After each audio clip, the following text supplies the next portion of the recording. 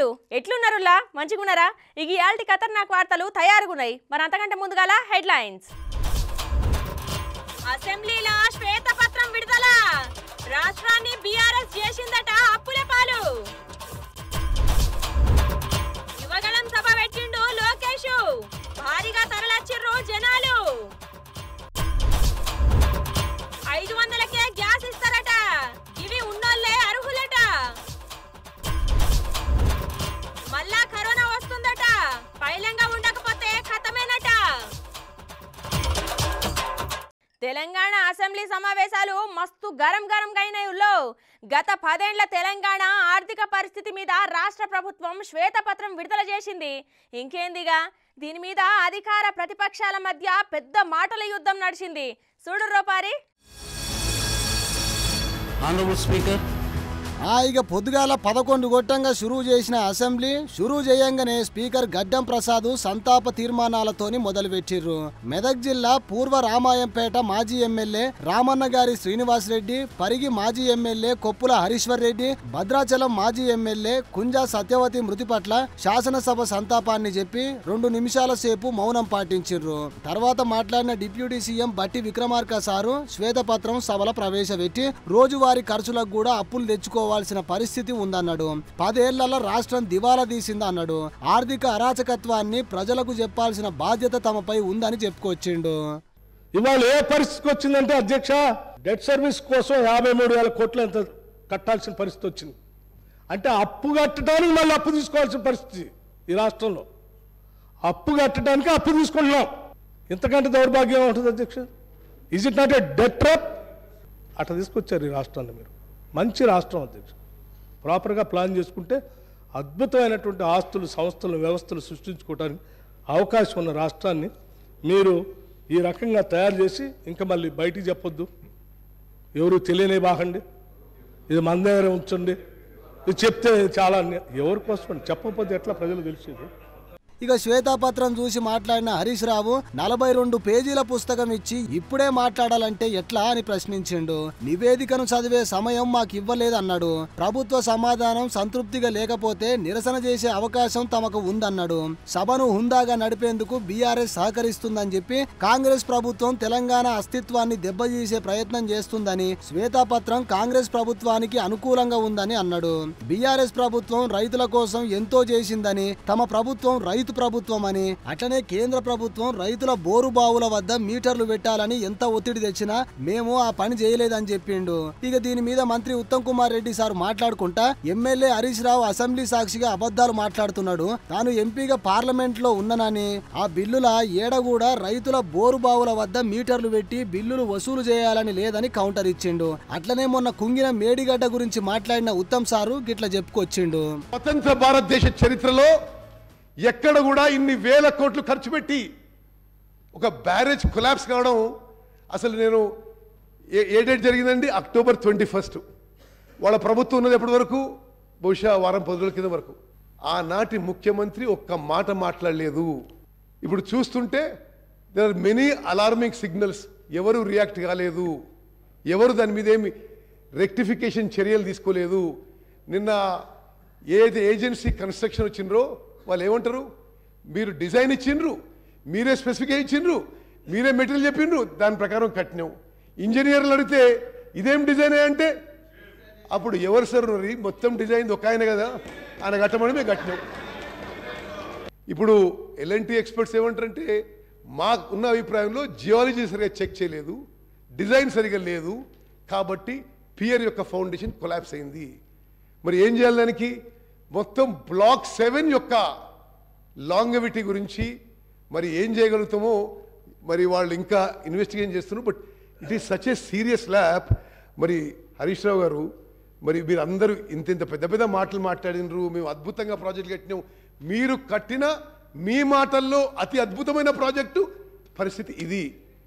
అంటే అప్పు తీసుకొచ్చి కట్టినది ఇది మేడిగడ్డ బ్యారేజ్.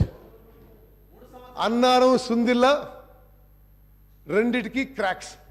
దానికి ఇప్పుడు రిపేర్స్ చేపట్టాలి. అలా 2 TMC వాటర్ ఉంటే డీ వాటర్ చేయాలి. తర్వాత సీఎం రేవంత్ రెడ్డి సార్ మాట్లాడిండు.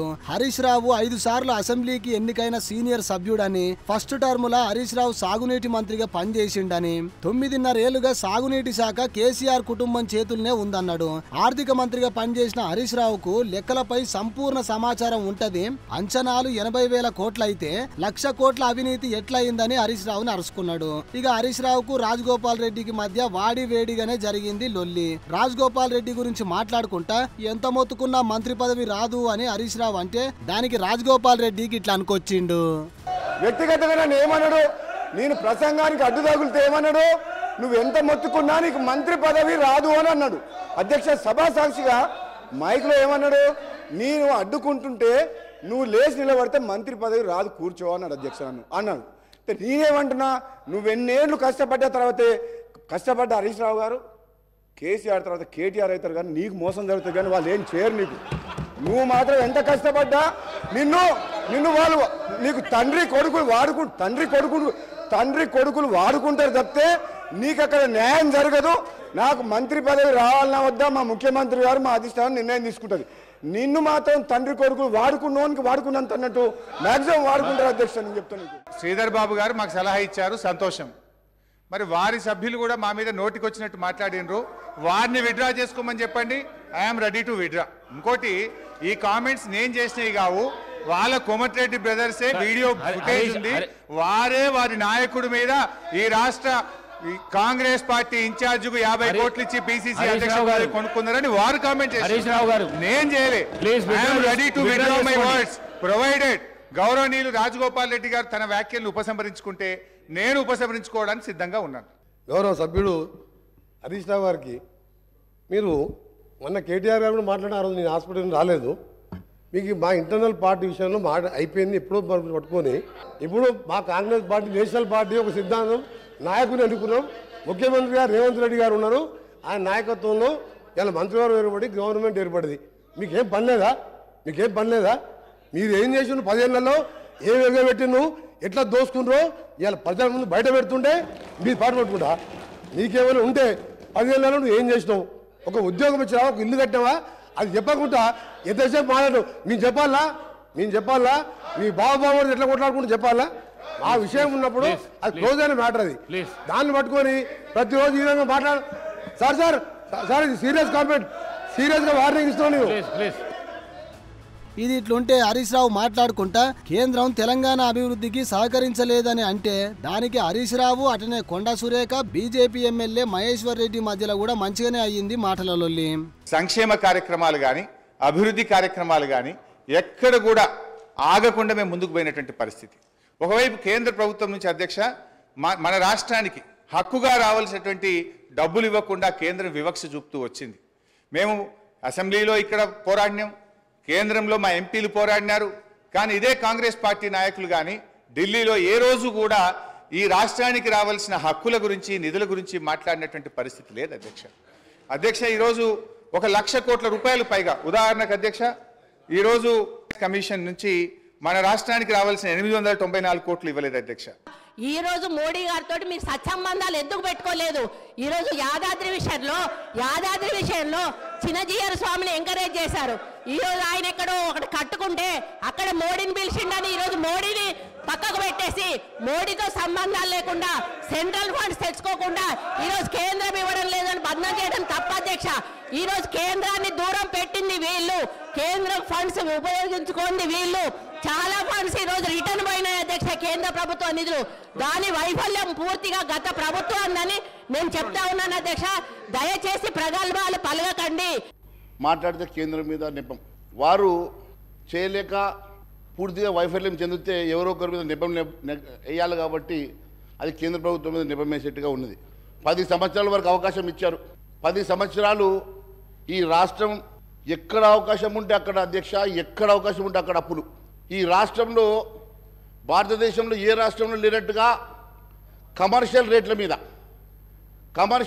మీద అప్పులు తీసుకొచ్చి, మరి నిజంగా మీ ప్రాజెక్ట్ అంత మంచిగా ఉంటే, మీ ప్రాజెక్ట్ అంత అందంగా ఉంటే ఎందుకు వరల్డ్ బ్యాంక్ దగ్గరకో ఏషియా బ్యాంక్ దగ్గరకో వెళ్లకుండా కమర్షియల్ 9-10% రేట్లలో తీసుకొచ్చేసి ఈరోజు అవంతా కూడా ఈ ప్రజల మీద మరి మోపుతా ఉన్నారో మాకు అర్థం కావడం లేదు.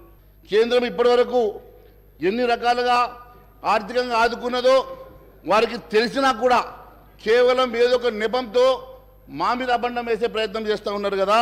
కేంద్రం ఎప్పుడు కూడా తెలంగాణ మీద ప్రేమతోటి, తెలంగాణ మీద అభిమానంతో ఎప్పుడు కూడా అభివృద్ధి చేయాలని చెప్పి అత్యధిక నిధులు ఇచ్చే సంగతి కూడా నేను గుర్తు చేస్తూ ఉన్నాను అధ్యక్ష.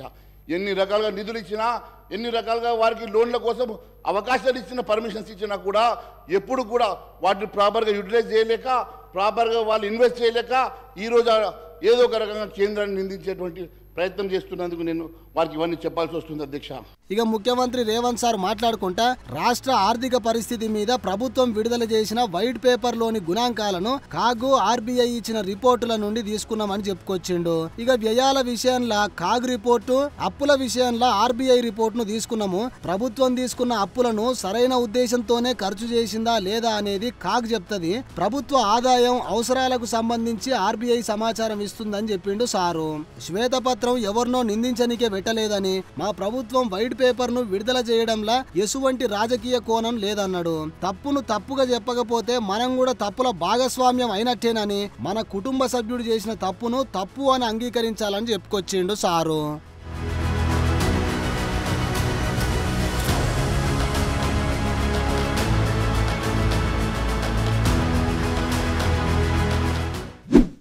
టీడీపీ నాయకుడు నారా లోకేష్ ఇన్ని దినాలు పాదయాత్ర చేసిండు కదా యువగళం పేరు మీద. ఆ దొడిచిన సందర్భంగా యువగళం విజయోత్సవ సభ పెట్టిర్రు. దానికి ముఖ్య అతిథిగా చంద్రబాబు, పవన్ కళ్యాణ్, బాలకృష్ణ గిట్లచ్చిర్రు. మరి ఆ సభల ముచ్చట్లు చూడాలి కదా, చూద్దాం పారి.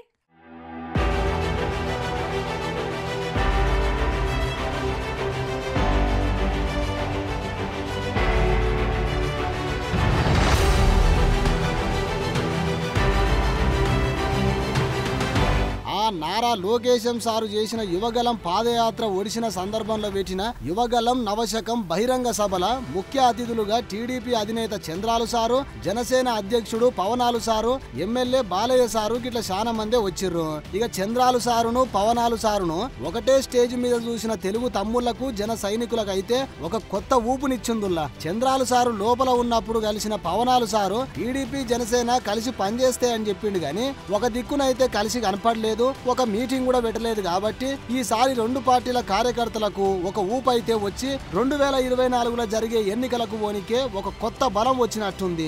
ఇక వచ్చే ఆంధ్ర అసెంబ్లీ ఎన్నికల శంకారావాన్ని పూరించి రాజకీయ వేడిని ఇక్కడికెళ్లే రగిలించి జగన్ సర్కార్ను ఓడియనికే కార్యకర్తలకు ఒక బలాన్ని ఇయ్యాల్సిన సందేశాన్ని రెండు పార్టీల అధ్యక్షులు ఇచ్చిర్రుల్లా. ఇక ఈ సవాల్ను జగన్ ఏ లెక్కన తీసుకొని ఆయన ఏం కొత్త స్కీములతోని ప్రతిపక్షాలను ఇబ్బంది పెడతాడో చూడాలి మరి.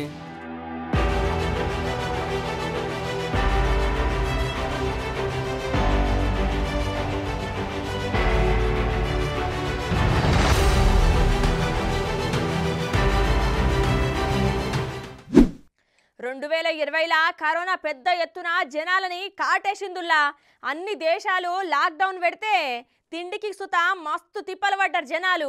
ఇక కరోనా ముందుగాల చైనాకి చెక్ పెట్టి అమెరికాను అల్లాడించి లండన్ను లేవకుండా చేసి జపాన్కు జ్వరం వచ్చి మలేషియాను మంటల కలిపి వెనుజులాకి వణుకు పుట్టించి బ్రెజిల్ని బెదిరించి ఆఫ్రికాను ఆగమాగం చేసి రష్యాను రందిపెట్టి ఇండియాను ఇంట్లోకెళ్ళి జనాలను బయటికి రాకుండా చేసింది.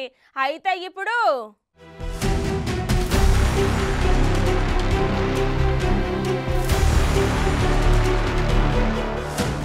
ఇక 2 ఏళ్లకెంచి సడిసప్పుడు లేకుంటున్న అడ్డమైన కరోనా మళ్ళా దేశంలో మోపైందుల్లా. ఇప్పటికే బొచ్చడు మందిని పొట్టన పెట్టుకున్న కరోనా ఎట్లొచ్చి పాడైందో గాని మళ్ళొకసారి వచ్చింది. ఇక దీని బారిన పడేటోళ్ల సంఖ్య రోజు రోజుకి పెరుగుతుందుల్లా. ప్రపంచాన్ని మళ్ళొకసారి భయపెడుతున్న కొత్త సబ్ వేరియంట్ JN1 భారత్లోకి వచ్చి మంగళవారం ఒక్కరోజే దేశంలో 361 మందికి అంటుకుంటే అందులో కేరళలోనే 292 మందికి అంటి పాడైందట. ఇప్పటికే 4 చచ్చిపోయారుల్లా. ఇక మన తెలంగాణకు వస్తే ఇప్పటికే 9 మందికి ఈ వైరస్ పురుగు అంటిందట. అట్లనే తమిళనాడులో 13, మహారాష్ట్రలో 11, కర్ణాటకలో 9, ఇక దేశంలో ఉన్న మిగిలిన రాష్ట్రాలల్లో 10 పాజిటివ్ కేసులు నమోదైనాయని కేంద్ర ప్రభుత్వం చెప్పుకొచ్చింది. కోవిడ్-19 కేసుల సంఖ్య పెరుగుడుతోనే హైదరాబాద్ ఉస్మానియా జనరల్ హాస్పిటల్లో ముందు జాగ్రత్త చర్యలు తీసుకుంటున్నారు. ICU అవసరాలతోని సహా అవసరమైన అన్ని సౌకర్యాలతోనే 5 ఐసోలేషన్ కేంద్రాలను ఏర్పాటు చేసి బెడ్స్ కూడా సిద్ధం చేస్తున్నారు. వెంటిలేటరు, ఆక్సిజన్ సరఫరా, తగినన్ని RT RT-PCR కిట్లు మెడిసిన్ తోని ప్రత్యేక ఏర్పాట్లు చేస్తున్నారు. ఇది ఇప్పటికే కేంద్ర గవర్నమెంట్ 60 ఏళ్ల మీదున్నోళ్ళు చిన్నపిల్లలకు మాస్కులు తప్పనిసరి అని చెప్పింది. అట్లనే ఇన్ని దినాలు పక్కన వాడేసిన మాస్కులు వెచ్చుకోర్రి, చేతులు మంచిగా కడుక్కోర్రి, పక్కనున్నోళ్లకు దూరంగా ఉండుర్రి అని ఇంతకు ముందు చెప్పిన జాగ్రత్తలు మళ్ళో పారి గుర్తు చేసుకుంటా ఇప్పటికే ముందు జాగ్రత్త తీసుకోర్రి జర పైలం.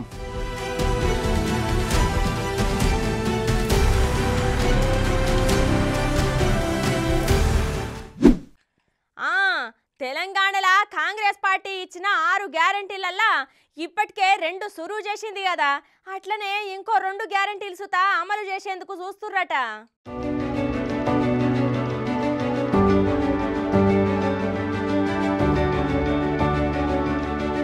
ఇక ఈ నెల 28న కాంగ్రెస్ పార్టీ ఆవిర్భావం ఉండుతోనే ఇంకో 2 గ్యారెంటీలు మొదలుపెట్టడానికి అన్ని ఏర్పాట్లు చేస్తుంది కాంగ్రెస్ గవర్నమెంట్. అయితే అందులో ముఖ్యంగా 500కు అందించే గ్యాస్ సిలిండర్ పథకం గురించి ఇప్పటికే సివిల్ సప్లై శాఖ ఉన్నతాధికారులు విధి విధానాల మీద కసరత్తు చేస్తుర్రట. రాష్ట్రంలో గ్యాస్ ఎంతమంది వాడుతుర్రు, ఎవరెవరికి ఇయ్యాలి, ఇది అమలు చేస్తే రాష్ట్రం మీద ఎంత భారం పడుతుంది అని గట్టిగానే లెక్కలేస్తుర్రట. అటనే తెలంగాణలో 1,20,00,000 మందికి గ్యాస్ కనెక్షన్లు ఉంటే నెలకు 60 లక్షల సిలిండర్లు వాడుతుర్రట. ఇక అందరికి సబ్సిడీ ఇస్తే ఏడాదికి రాష్ట్రం మీద 3,000 కోట్ల భారం పడుతుంది. కాబట్టి మహిళల పేరుతోని ఉన్న కనెక్షన్లు సుమారుగా 70 లక్షలు ఉన్నాయి, వాళ్ళకే ఇయ్యాలి అని కూడా ఆలోచన చేస్తుర్రని అంటున్నారు. అట్లయితే అందరూ ఆడోళ్ల మీదకి మార్చే అవకాశం ఉన్నది కాబట్టి దీని మీద షరతులు ఏం పెడతారో చూడాలి మరి.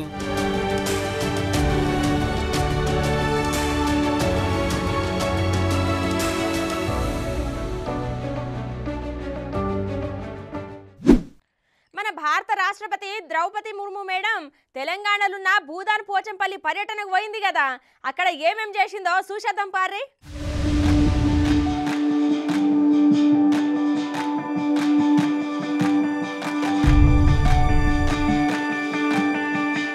యాదాద్రి భువనగిరి జిల్లా భూదాన్ పోచంపల్లిల చేనేత కార్మికులతోని ఏర్పాటు చేసిన థీమ్ పెవిలియన్ కార్యక్రమంకు భారత రాష్ట్రపతి ద్రౌపది ముర్ము మేడం వచ్చిందుల్లా. ఇక మేడం ను మంత్రులు తుమ్మల నాగేశ్వరరావు, సీతక్క, భువనగిరి ఎమ్మెల్యే కుంభం అనిల్ కుమార్ రెడ్డిలు స్వాగతం పలికిర్రు. అక్కడ మండల కేంద్రంలో ఉన్న రంజన్ వేవ్ సిల్క్ ఇండస్ట్రీని రాష్ట్రపతి సందర్శించింది. పట్టు దారాల తయారీ ప్రక్రియను పరిశీలించింది. తర్వాత బాలాజీ ఫంక్షన్ హాల్ ఏర్పాటు చేసిన చేనేత థీమ్ పెవిలియన్ కు పోయిన మేడము పోచంపల్లి ఇక్కత్ చీరలను స్టాళ్లను చూసి గాడ ఉన్న 302 మంది చేనేత కార్మికులను కలిసిన మేడము తర్వాత మాట్లాడుకుంటా చేనేత పరిశ్రమతోని గ్రామీణ ప్రాంత ప్రజలకు మంచి ఉపాధి దొరుకుతుంది. పోచంపల్లి, వరంగల్, సిరిసిల్ల వస్త్రాలకు TIG ట్యాగ్ రావడం అభినందనీయమని చెప్పిన మేడము పోచంపల్లి చేనేత వస్త్రాలను చూస్తే సంతోషం కలిగింది. ఇప్పుడు భారత సంస్కృతి సాంప్రదాయాలల్లో చేనేత కూడా ఒకటి. భూదాన్ పోచంపల్లిని ప్రపంచ గ్రామీణ పర్యాటక ప్రాంతంగా గుర్తించడం అభినందనీయము. చేనేత వస్త్రాల కృషి గొప్పది, కళను వారసత్వంగా మరొకరికి అందించడం గొప్పదన్న మేడము చేనేత రంగాన్ని కాపాడుకునే విధంగా కృషి చేయాలని చెప్పి చేనేత అభివృద్ధికి తన వంతుగా కృషి చేస్తానని మాటిచ్చిన మేడము తమ ప్రాంత ప్రజలను పోచంపల్లికి తీసుకొస్తా అని చెప్పింది.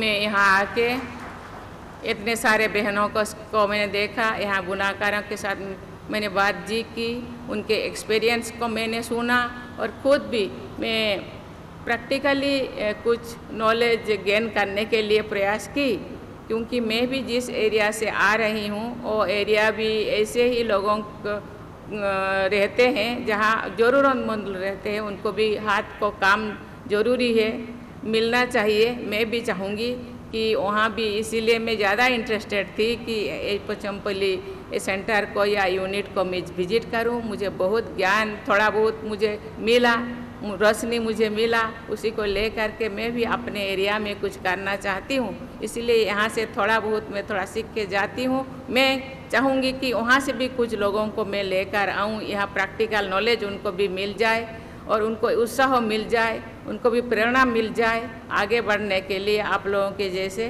और ये एक प्रेरणा की स्रोत है इस एरिया. बहुत सारे लोग देश विदेश से आते हैं और प्रेरणा लेके जाते हैं और आपका काम को देखते हैं, प्रोत्साहन करते हैं, खुश होते हैं. और मैं भी चाहूँगी कि मैं एरिया के लोग भी, मेरे एरिया के लोगों को भी कुछ भेजूँ यहाँ और देख के आए. తెలంగాణ కొత్త ముఖ్యమంత్రి సారు మాటల ముఖ్యమంత్రి కాదు చేతల ముఖ్యమంత్రి అని నిరూపించుకుంటుండుల్లా. ప్రమాణ స్వీకారం చేయకముందే గేట్లు కంచెలు పలగొడితే ఇప్పుడు చూడుర్రి ఇచ్చిన మాట ప్రకారం కొత్తగా ఏం చేసిండో.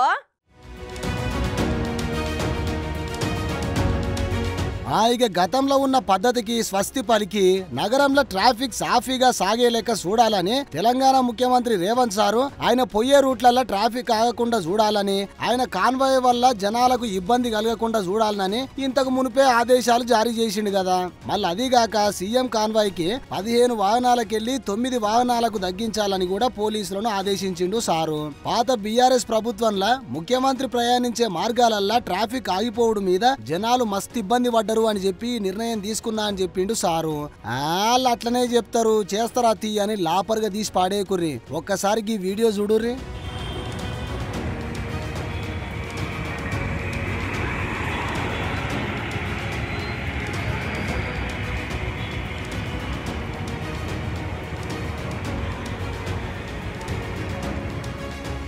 చూసిరా జనాల వాహనాలు ఎప్పట్లెక్కనే పోతున్నాయి. అందులోకెళ్లి సీఎం రేవంత్ సార్ కాన్వాయ్ చూడుర్రి ఏం హంగులు ఆర్భాటాలు లేకుండా ఎట్లా పోతున్నాయో. చూస్తుంటే భరత్ అనే నేను సైన్మల మహేష్ బాబు సారు సీఎం అయ్యి రాష్ట్రాన్ని మార్చినట్టు రేవంత్ సార్ కూడా గదే పద్ధతిలో పోతున్నాడు కదా. మొన్నటికి మొన్న ప్రగతి భవన్ నాకేం వద్దు, మా ఉప ముఖ్యమంత్రి బట్టి సారు ఉంటాడు, నేను వనరుల శాఖలో ఒక షెడ్ వేసుకొని ఉంటా, నాకు ఈ మేడలు అంతస్తులు అవసరం లేదు, ప్రజలు సమస్యలు తీరిస్తే అదే నాకు చాలు అని రేవంత్ సార్ చెప్పిన సంగతి మనకు ఎరుకున్న ముచ్చట. వాళ్ళ పరుపతి ఆలోచించే ముఖ్యమంత్రులను చూసినాం గాని జనాల గురించి ఆలోచించే ముఖ్యమంత్రిని మిమ్మల్నే చూస్తున్నాం సారు.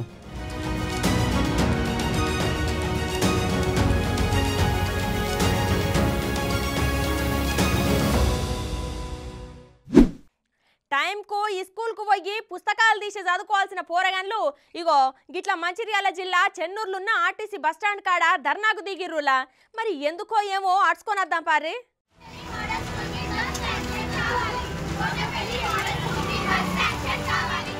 బడికి పోయే పొల్లగాళ్ళు గిట్ల రోడ్డు మీద ఉన్నారు, ఇవాళ సెలవు కూడా లేకపాయే.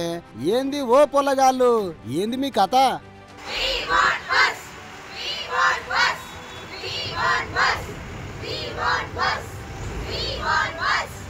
అగో వి వాంట్ బస్ అని లొల్లి చేస్తున్నారు. ఇంతకీ ఏమైండొచ్చు?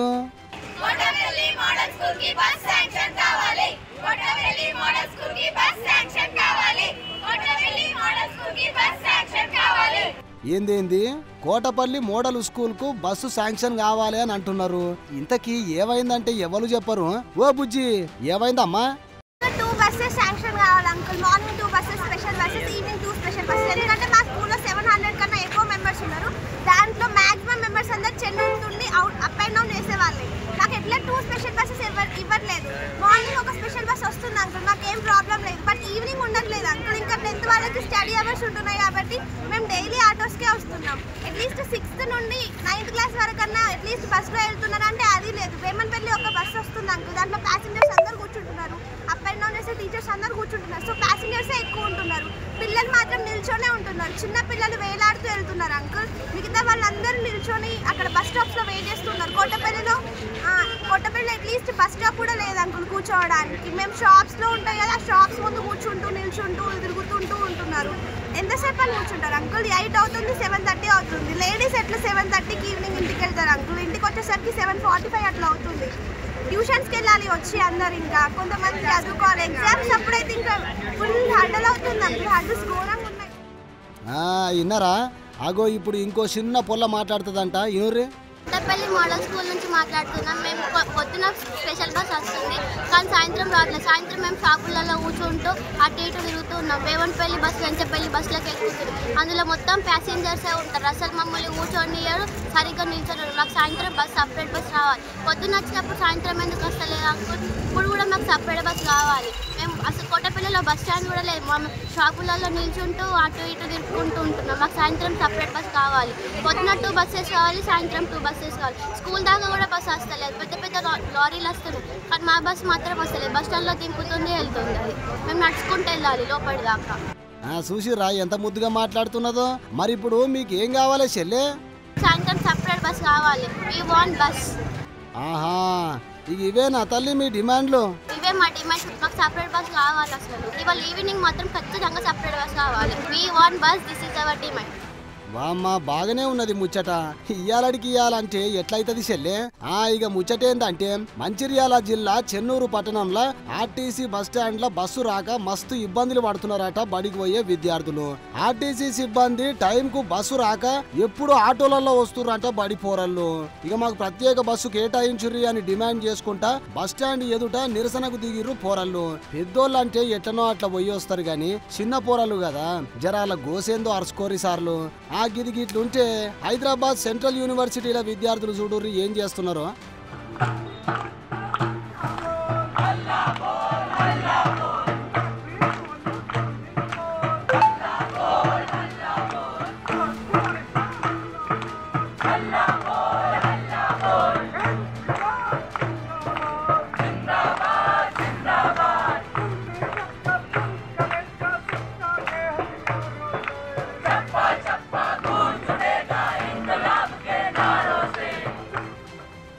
చూసిర్రా మరి ఈడేంది పరిస్థితి అంటే మొన్న చచ్చిపోయిన అవుట్ సోర్సింగ్ సిబ్బంది కుటుంబానికి న్యాయం చేయాలని డిమాండ్ చేస్తున్నారు విద్యార్థులు. 2 దినాలకెళ్లి నిరసనలు చేస్తున్నా కూడా చెవు మీద పేను వార్తలేదట యూనివర్సిటీ యాజమాన్యానికి.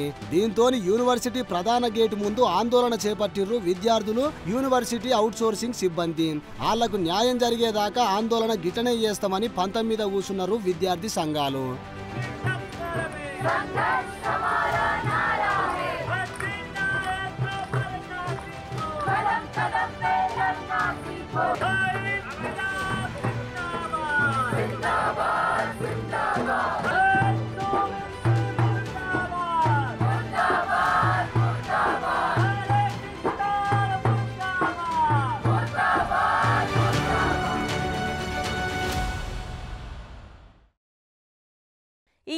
మన ఖతర్నాక్ వార్తలు మళ్ళీ రేపు ఇదే అల్లకి తిరిగి కలుసుకుందాం. అంతవరకు నమస్తే.